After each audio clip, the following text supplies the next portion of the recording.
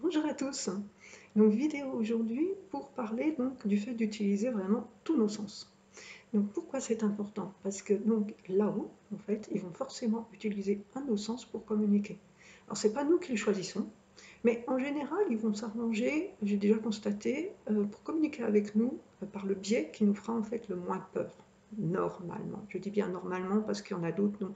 Certaines personnes quand même subissent des aléas, par exemple ont des flashs sans arrêt, des choses comme ça. Et quand c'est depuis, par exemple, la plus tendre enfance, ça peut être quand même embêtant. Voilà. Donc, dans les sens qu'il va falloir utiliser, nous avons évidemment donc la clairaudience. Donc, la clairaudience, en fait, donc il s'agit du fait d'entendre. Alors, c'est pas spécialement entendre une voix très très nette à côté de soi, bien que ça puisse arriver à certains. C'est surtout donc pour la majorité des personnes, donc, on entend comme une voix, mais à l'intérieur de sa tête. Et donc là, vous allez me dire, donc, vient la difficulté en fait de faire la différence entre donc une voix venant des guides et en fait son mental. Donc ça c'est vrai, c'est un très gros exercice à faire.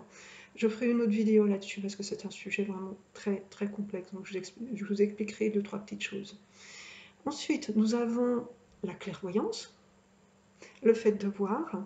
Donc là c'est exactement pareil, hein. En général c'est pas voir clairement, hop, quelqu'un va apparaître pile devant soi et va être bien matérialisé. Non, en général c'est pas ça.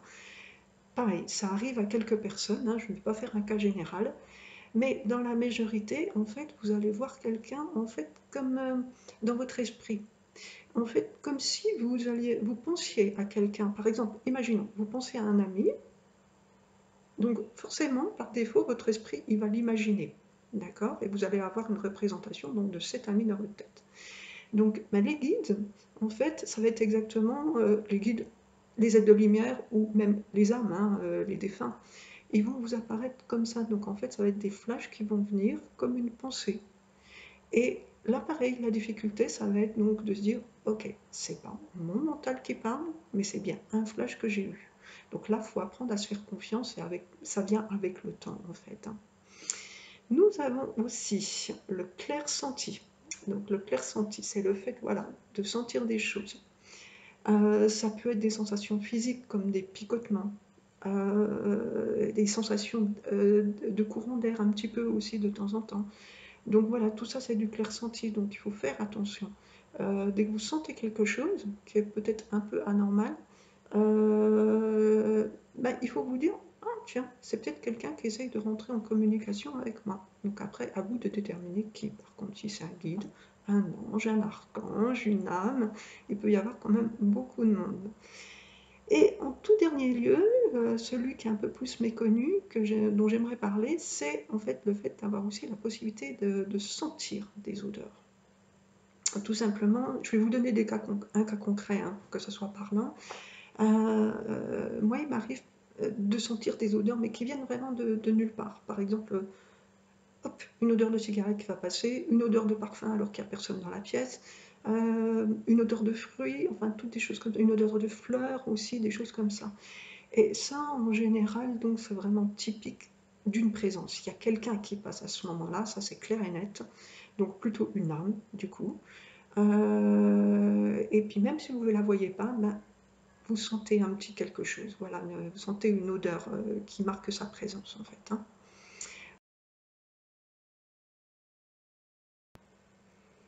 On va parler maintenant de faire la différence entre son mental et son intuition. Donc, je ne vous cache pas très franchement que c'est la partie vraiment la plus dure. C'est vraiment pas évident de faire cette différence. Alors, le mental, ce que vous pouvez vous donner comme repère, c'est qu'il va vous parler sous forme de, comme un peu désordre en fait, genre tu dois, il faut, ce genre de petites phrases. Donc ça peut pas être du tout les guides ou les êtres de lumière parce que eux, ils ne donnent jamais d'ordre en fait. Ils font des suggestions, donc c'est pas il faut, tu dois. Donc voilà, c'est déjà un moyen. Ensuite, pour détecter si c'est l'intuition. Alors, l'intuition, ça va être très très souvent une idée qui passe comme ça, paf. Une idée qui vous vient dans la tête, vous ne savez pas trop d'où ça vient, mais là justement, je vous conseille très franchement, au fur et à mesure que vous avez ce genre d'idée, de tout noter. Parce que noter, ça va vous apprendre à vous faire confiance au fur et à mesure, en vous disant, en relisant vos notes, vous allez vous dire, ah oui, j'ai écrit ça, j'avais pensé ça, et finalement, ben, ça s'est avéré juste. Et c'est comme ça qu'on apprend à se faire confiance, en fait, hein. Et pour revenir donc à l'idée d'intuition, il faut aussi bien évidemment toujours écouter vos premiers ressentis. Ça, c'est très très important. Combien de fois, par exemple, on dit, tiens, si je m'étais écouté par rapport, voilà, quand on rencontre une nouvelle personne, voyez, on a forcément un ressenti, bon, mauvais. Ah. Il faut écouter ce ressenti parce qu'en général, c'est le bon. Et d'ailleurs, je pense que vous serez d'accord avec moi, longtemps après avoir débuté une relation, ou ça peut être aussi par rapport à une situation, et qu'on se rend compte qu'on n'a pas fait le bon choix, souvent on se dit, ah oui, mais ma première idée, je m'étais bien dit que voilà, c'était pas bon, mais je me suis pas écoutée. Donc voilà, ça c'est pareil, hein. Notez tout, et vous allez apprendre, voilà, vous allez voir que vous allez progresser au fur et à mesure, et que ça ira de mieux en mieux, et que cette intuition, en fait, au bout d'un moment, elle vous apparaîtra comme évidente, genre, c'est une intuition, et ce n'est pas mon mental.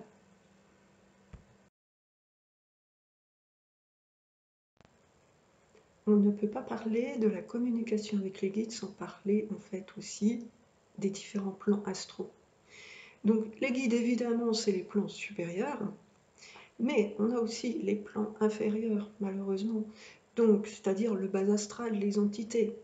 Donc, comme j'avais dit dans ma vidéo sur la méditation, dès l'instant qu'on ouvre un canal avec ses guides ou les aides de lumière, on ouvre aussi malheureusement un canal aux autres mondes. Ça, c'est forcé. Donc, bon, déjà, j'expliquais dans l'autre vidéo qu'il fallait savoir se protéger. Mais en plus de ça, là, aujourd'hui, on va parler de voilà, savoir comment détecter si c'est du bas astral ou si c'est des guides de lumière, quelque part. Donc, tout simplement, les guides, les anges, en fait, tout ce que vous voulez, tout ce qui est des aides de lumière, quand ils vont communiquer avec vous, vous allez ressentir un bien-être. Vous allez être bien, voilà, tout simplement. Vous allez avoir un sentiment de sérénité, de paix. Voilà. Le bas astral, par contre, eux, évidemment, ça va serrer au niveau de votre poitrine. Ça peut provoquer aussi, voilà, comme un peu comme des vertiges autour de vous, des choses comme ça. Donc, si ça vous arrive, évidemment, coupez. Coupez tout de suite la communication, c'est pas bon. Et revenez à cette communication, mais un peu plus tard, un autre jour. Voilà, il faut couper, tout simplement. Autre point sur le bas astral qui est important à savoir, c'est que malheureusement, la peur que vous dégagez, les attire. Donc je m'explique. Si par exemple un jour du bas astral se présente à vous, évidemment le premier sentiment que vous allez dégager, et c'est tout à fait normal, humain, c'est de la peur. Alors si ça arrive, il faut vraiment essayer de la combattre. Ça ne sera pas facile, bien évidemment. Mais il faut vraiment essayer parce que, en fait, la peur les nourrit, ils se nourrissent de ce sentiment. Donc, ils vous collent quelque part. Donc, si ça arrive, la meilleure chose à faire, en fait, c'est d'imaginer que vous dégagez de l'amour. Et ça, très franchement, ils vont détester. Et au bout d'un moment, ils vont partir. Alors, ça ne veut pas dire qu'ils ne vont pas se représenter plus tard, parce que c'est voilà, des petits malins, ils essayent plusieurs fois. Mais à chaque fois, il faudra redégager à nouveau de l'amour, pas de la peur. Et au bout d'un moment, ils vont se lasser, ils vont partir. Voilà.